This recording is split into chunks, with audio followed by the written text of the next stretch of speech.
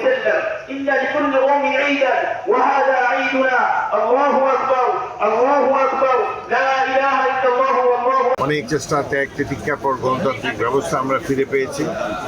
তো আশা করি আগামী দিনগুলোতে অর্থনৈতিক মুক্তি আমাদের কাছাকাছি আসবে। বর্তমান সরকার তারেক রহমানের নেতৃত্বে এই দেশে একটি সুন্দর সরকার গঠন করে সুন্দর একটি সমাজ ব্যবস্থা ছড়িয়ে দিয়ে সাধারণ মানুষের কল্যাণে সরকার আত্মনিয়োগ করবে, এটাই কামনা করি। এই যে 20 বছর পর ঈদের নামাজটা এইভাবে পালন করলেন, এটা আপনার কেমন লাগছে দেশের মাটিতে? আনন্দের বিহ্বল। এই ঈদগাটা আমি একসময় আমার লালন অঞ্চলে একটা গণ্ড গ্রাম, সেটি যে প্রথম শ্রেণী পৌরসভায় আমাদের উদ্যোগে সবাই মিলেই আমরা এটাকে আজকে উন্নতির দ্বার প্রান্তে নিয়ে এসেছি।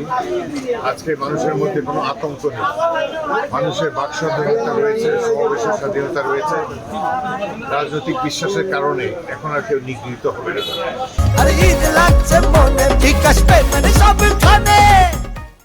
সুতরাং আজকের এই দিনটি মনে হয় যে মুক্তির আনন্দ আমরা সবাই উপভোগ করছি এবং এই যে জামাতে জনগণ নিঃসংখ্য চিত্তে অংশগ্রহণ করেছে, এটাই হলো গণতন্ত্রের সুফল। আশা করি আগামী দিনগুলোতে গণতন্ত্র বাংলাদেশে সুস্থায়িত হবে। কেউ কাউকে আর কোনো নিপীড়ন করতে পারবে না।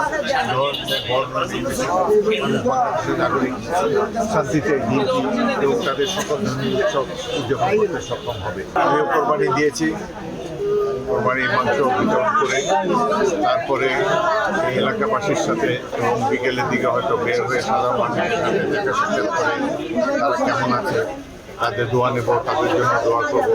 সাধারণ মানুষের সাথে সরাসরিভাবে মিলবার জন্যে, তাদের সুখ দুঃখ ভাগ করে নেওয়ার জন্য এখানে এসেছি।